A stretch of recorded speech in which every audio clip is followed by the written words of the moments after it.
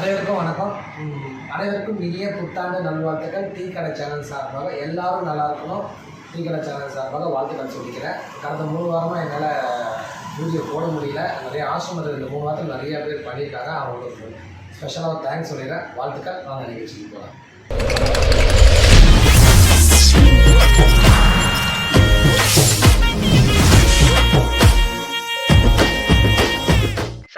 சாயங்காலம் யானைக்கு வேற சண்டை சொல்லி தர வேண்டியது இருக்கு.